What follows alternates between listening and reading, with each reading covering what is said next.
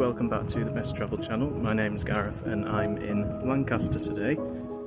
Join me where I'll be discovering some really interesting stuff. One of several historical sites within a stone's throw from the train station, Lancaster's Friends Meeting House is linked to a fascinating background. Friends Meeting House was first built in 1677 and rebuilt 3 decades later as a place of preaching for a Christian denomination known as the Quakers. The Quakers were formed during the English Civil War by George Fox. George Fox was imprisoned in Lancaster Castle in 1660 and again a few years later on charges of blasphemy, public disturbance and travelling without a licence.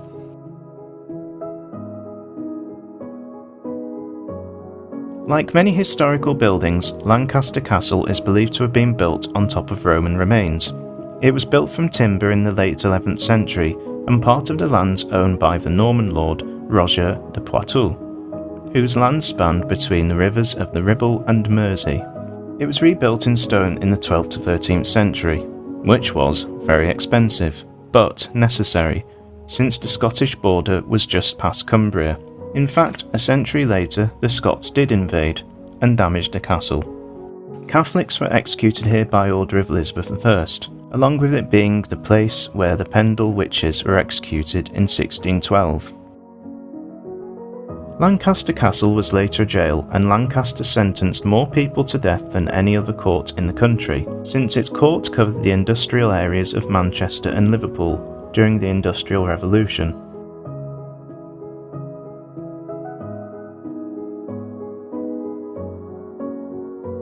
Saxons practiced Christianity at this site since the 7th century. The priory church, along with the nearby castle, was built under Roger de Poitou.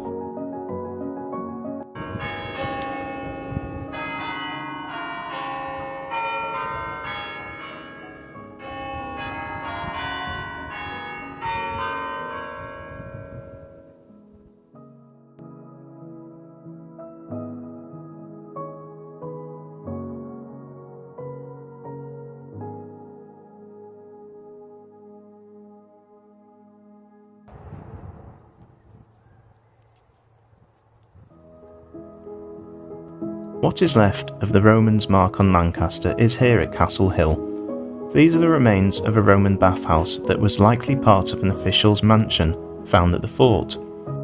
The Roman baths, like those in Chester, had a caldarium, or hot room. The smaller space behind it is the tepidarium, which was warm but not hot. It had no pool, it was just enjoyed for its warm air.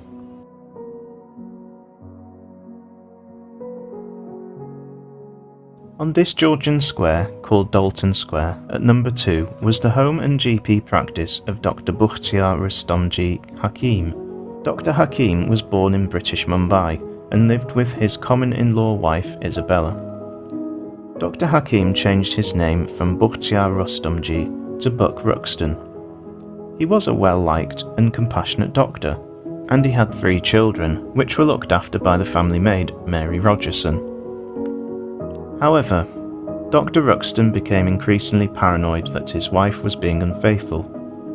On the morning of September 15, 1935, some hours after his wife had gone to see the annual Blackpool illuminations, Dr. Ruxton strangled her to death and beat Mary Rogerson to death also. He surgically removed the eyes, teeth and other identifiable anatomical features of both of the women, before wrapping the body parts and throwing them over a bridge in Dumfriesshire.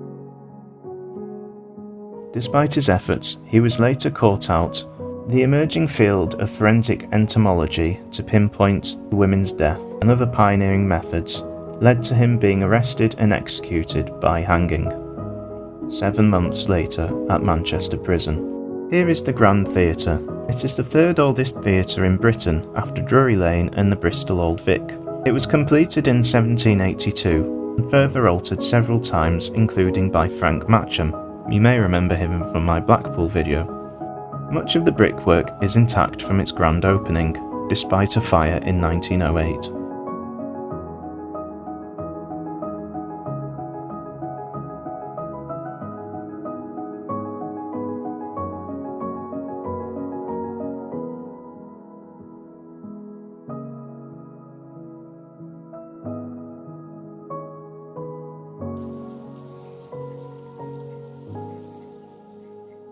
It's very easy to see the Ashton Memorial.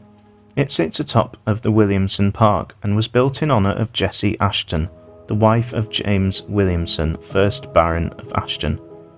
His family were oilcloth and linoleum producers. The Williamsons' contribution to Lancaster includes Williamson Park and the Town Hall. James Williamson gave almost £32 million to the city and served breakfast to 10,000 Lancastrians in 1885.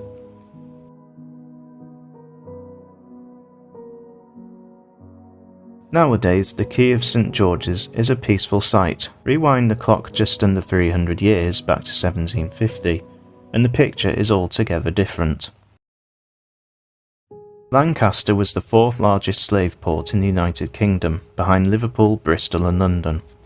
Wealthy local families like the Rawlinsons and Fosters would send ships to Sierra Leone and the Gambia.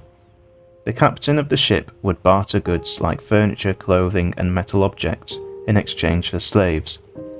Those slaves would then be sent to work in the Americas, and rum, cotton, cocoa, sugar, tobacco and mahogany would be brought back along the River Lune.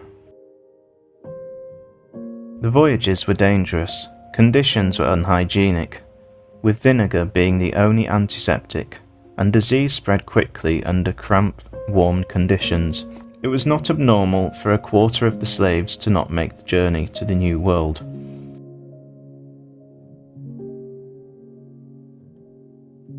In total, some 30,000 slaves were traded between 1736 to 1807. Most of those traded were between 1750 to 1775. By the 1770s, voices showed concern over the slave trade. Figures such as the politician William Wilberforce, religious institutions such as the Quakers, poets like William Cowper, and the potterer Josiah Wedgwood were just some British names to join the abolition movement. Former slaves like Ignatius Sancho and Alorda Equiano also gave their accounts and helped the change. The Slave Trade Act of 1807 was introduced by the Prime Minister William Grenville. However, it only meant slaves could not be traded in the United Kingdom. They could still be kept and could still be traded elsewhere in the Empire. It would take 50 more years for slavery to be banned completely. One of the more well-known slaves was a slave named Sambo, who died, likely of illness, waiting for his master to return. He was buried at Sunderland Point in Morecambe. At his grave, an epitaph is written by James Watson, whose brother William was a slave master. These were his words. Full 60 years the angry winter's wave has thundering dashed this bleak and barren shore. Since Sambo's head laid in this lonely grave lies still and ne'er will hear their turmoil more. Full many a sandbird chirps upon the sod, and many a moonlight elfin round him trips. Full many a summer's sunbeam warms the clod, and many a teeming cloud upon him drips. But still he sleeps, till the awakening sounds of the archangel's trump new life impart. Then the great judge his approbation founds, not on man's colour, but his worth of heart.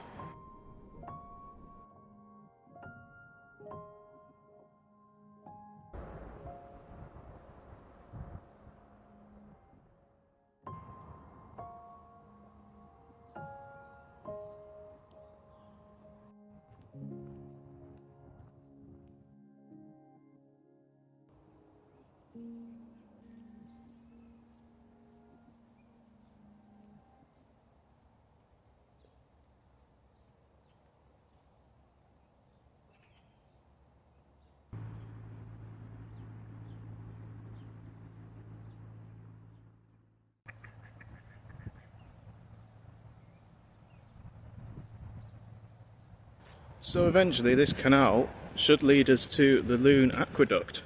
It's been a very peaceful walk so far.